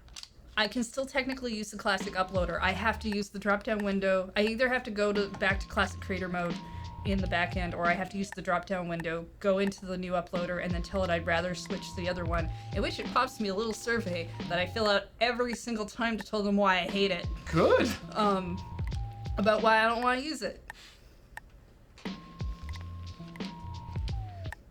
Good.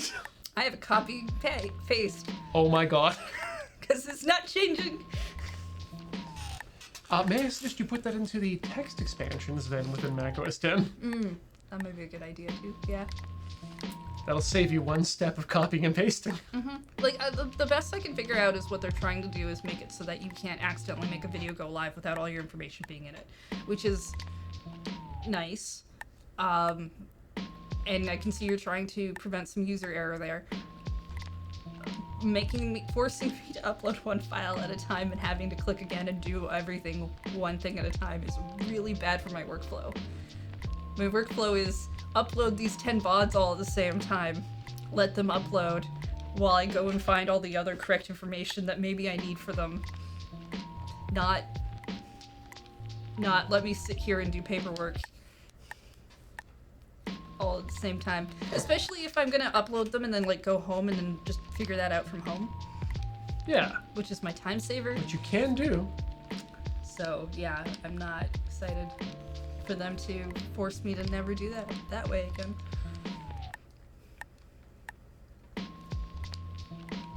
Really glad you've done the process videos at home once they've uploaded. It's so much more comfortable. Well, they used to. What makes me really mad is that they used to, in the classic creator, they used to have this little bubble that told you if the video was HD now, and they don't have that in the new one.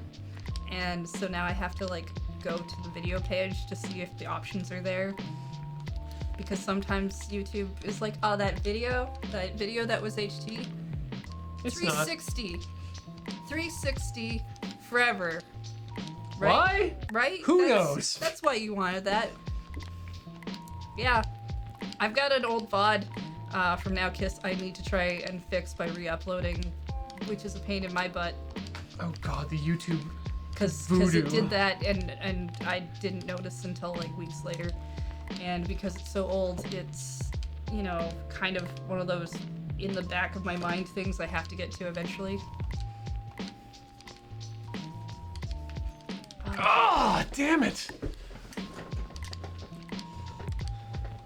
Oh, I know I can still get to the classic creator page.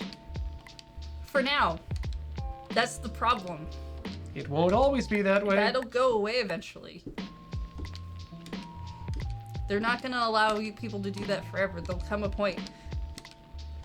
They're already trying to do that by not letting you, like, do certain things. I don't even really care that they call it a create button or an upload button, but it's weird for them to make the change and not... It feels like they never tell anyone. Yeah, I'm gonna have to look into their command line API. because there's a lot of information you can specify from a command line when you're uploading. Yeah.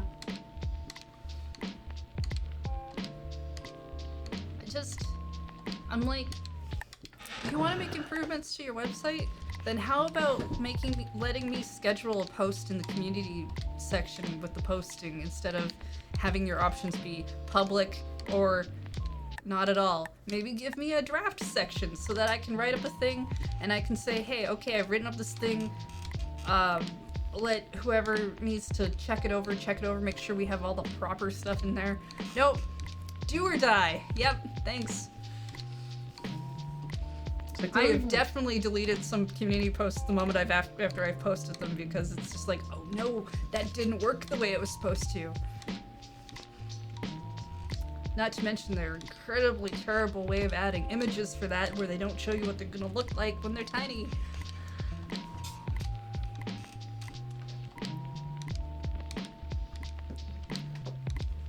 Oh my God! We did it!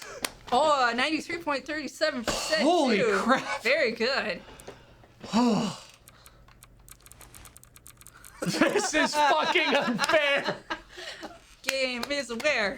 Game is aware. Game is aware. Heather, I don't know. I don't want to alarm you. I like this game. This is a good game.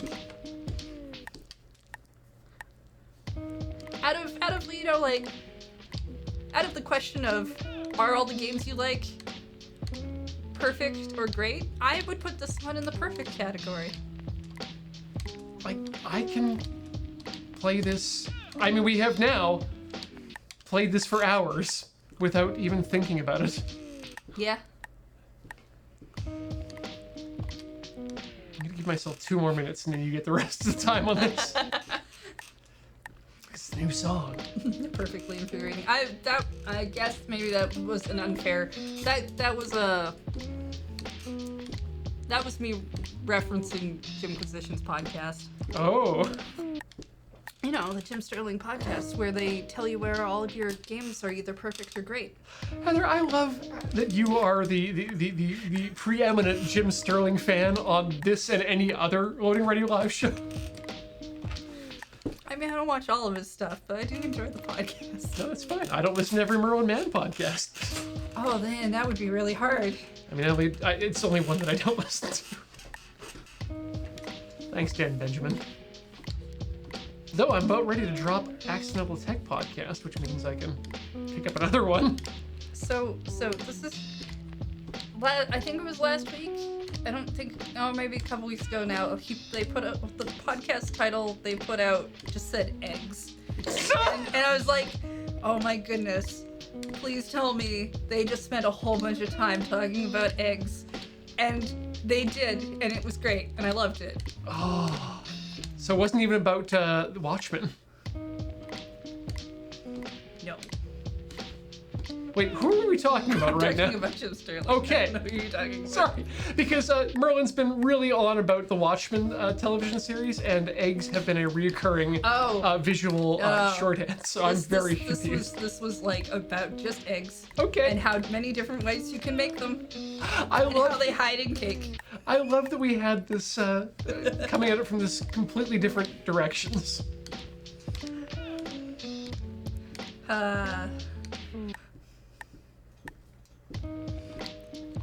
No, there's a sentence that Jim says where he's like, it's something like, you know, like somebody picked up an egg and took a bite out of it and was like, well, this is awful, we have to fix this. And that's been like a mental image for me for like a week. Please let it be a person just taking an egg and going, like a raw egg. Like, yeah, a raw egg. Yeah. Who made this food? Why does this exist?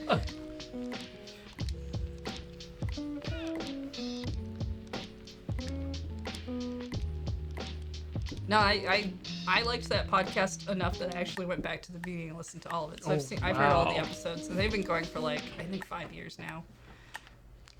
That takes work to go back that far. I used to have a lot of commuting time.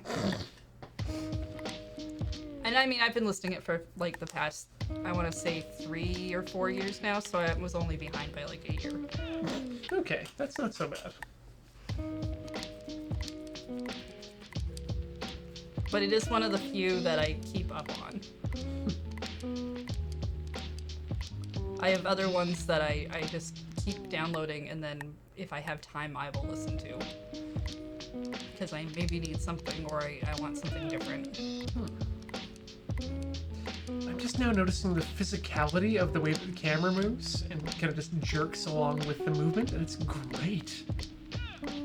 I mean, as long as you don't stare at that punching bag for too long. No, I kind of unfocus my eyes and just let the trails of the two balls go. Oh, I meant I just don't like the way the punching bag is animated. Oh, okay, well. Yes, I agree. That punching bag needs to calm down.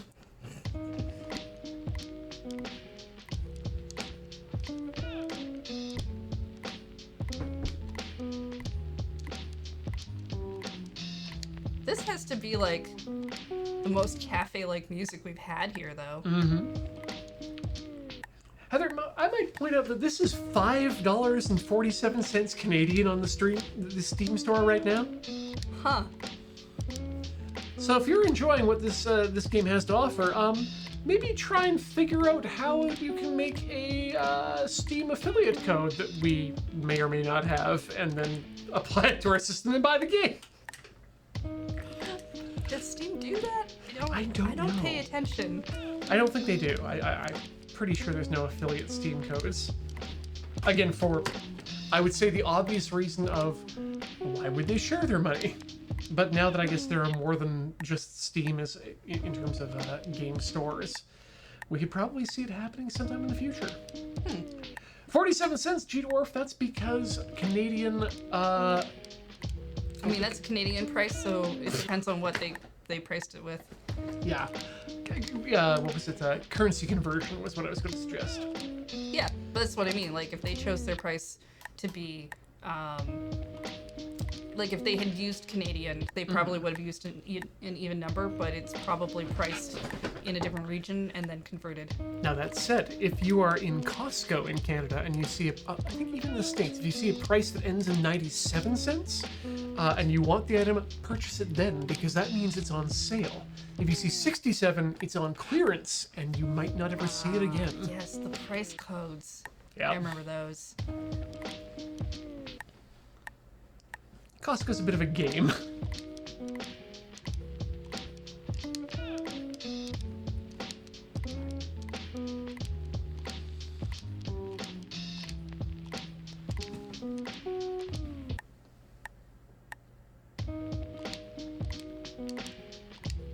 Oh, it's $5.69 in Canada? Thank you, Sarah. That is indeed a nice price.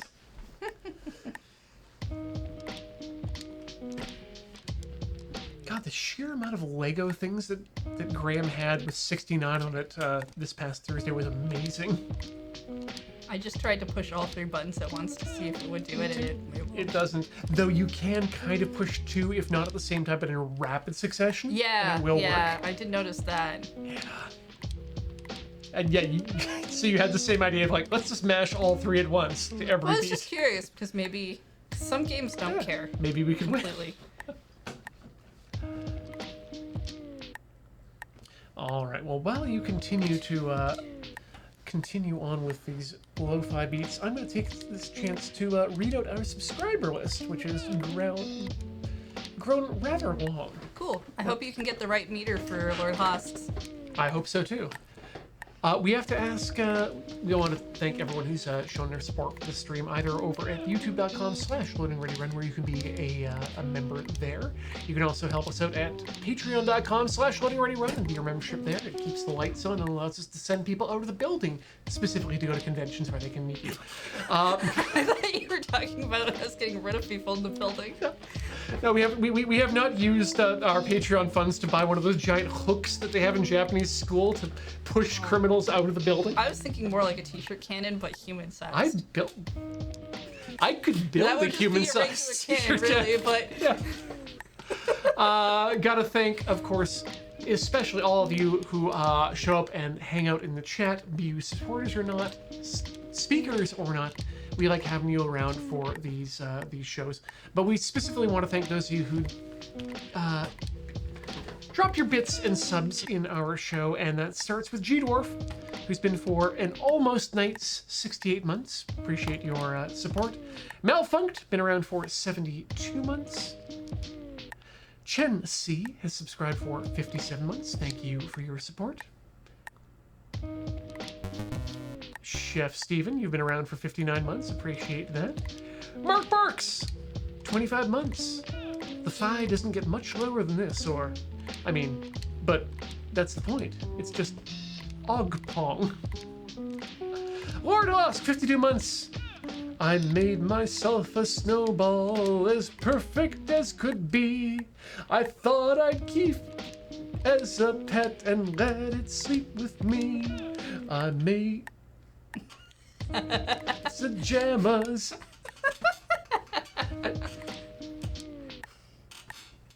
I made it some pajamas and a pillow for its head. Then last night it ran away, but first it wet the bed. 52 months! That's 1 full year in weeks. Key to our cat, brand new subscriber, welcome to the channel. Thank you for joining us. E-Block with those 200 Fox bits, and Banrail with 200 bits. I have opinions about lo-fi beats and Linux distros. Welcome to the channel. I think you'll like it here. Jade Warrior subscribed with a nice 69 months. Team Goat Token subscribing for 14 months. Metric System for the win. Eric Christian Berg subscribing for 23 months. Control Alt Delete subscribing for 26 months. Subhype! How dare. Dravian Wolf for 28 months. 5 months with a fox emote. Echo Tech Knight for 39 months. And Pat from IT for 9 months. Thank you all for your subs and bits. We appreciate it greatly. While we continue to hopefully win this, let's see how you deal with this situation. Coming up next on the loading ready. Coming up next on the loading ready run system, everything's broken and you don't get to know. Oh, wow. Oh wait, is it because I put this in front of Oh, that's maybe. the Brio? Which are the effects? No, it looks like it's broken. Okay, Nope, we broke it. Coming up this week, Monday, we don't have Dice Friends. But we will have Road Quest episode 9 premiering Yes. over on YouTube. Importantly, and of course, Tuesday will be 9 o'clock. Talking Sim and the Let's Snopes. So check those out. And of course, you can find the entire schedule and get real information, not just what Ian thinks he remembers, over at loadingreadyrun.com/live. I could tell them about some streams that I think are ones they might want to check out. Oh, please! If you've got imperfect information too. Okay. So Thursday they're doing the long game. They are. And that one I feel is important because I believe they're planning to try and finish. Yes, and also Star Wars is that day. Also that, which James found out. After buying tickets. Yep. Poor James. So please come and watch him if you also are not seeing a Star Wars. Yep. There's also going to be the Cameron and Ian Christmas. Yep, that's on Sunday. And next week we'll be doing a special Boxing Day stream. Yeah. The day after Christmas. And Two weeks from now. Right, Yes. on Boxing Day. Oh, I yeah. only bring that up now because Oh. it's... I know, I had a lot of fun the last one, but most very importantly, the last Rhythm Cafe of the year, which is not next week, but the week after. Yes, it is. We're going to be doing the Melodies Escape thing again. Yep. With some new music. I highly recommend maybe watching that live because I have managed to not be able to get we play music that YouTube will not like. Well, I look at it as my chance to show off the music I've discovered over the past year and that I love. Yes, but I can't get a VOD up on YouTube for them to watch. So Absolutely if not. you want to watch it, you either have to watch it live or watch that VOD on Twitch and hope that Twitch didn't mute anything because I can generally not get enough of an episode out. All of our music gets muted. Yep. YouTube hates all of it and it's just like blocked. And I'm like, okay, so That's your warning, Rhythm Marinos. that's your warning because chances are it'll be the same again this year. Ooh, wait, full... Okay, no, there's...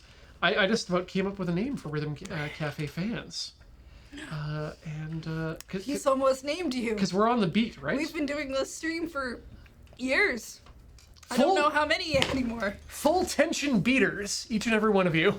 Full tension beaters. It's probably not a good one. It's a Tokyo Spa Paradise. If you could come up with a better name, either like maybe make a YouTube comment or tweet me. Don't tweet Ian. No, I'll just disagree. Think of some.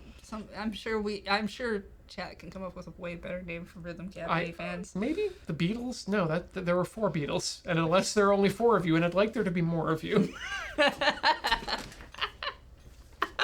Have we talked about where they can find you on the internet? We've not. You can find me over at tilty.house. That's where it is. You know, if we'd gone to the booth instead of the right corner, that might have helped. The right corner was where you were fighting a monkey, and let's be honest, anytime there's a chance where either one of us can fight. No, I'm not going to suggest that you send us a monkey and we just fight a monkey in the office, like lock the door. Who will defeat the monkey? Is it Heather or is it Ian, or will they both get rabies? Who knows? Find out next week on Rhythm Cafe. Heather, where can they find you on the internet? You can find me at twitch.tv/LunaJade or LunaJade on Twitter. That's where I stream all my non-monkey related content. Yes.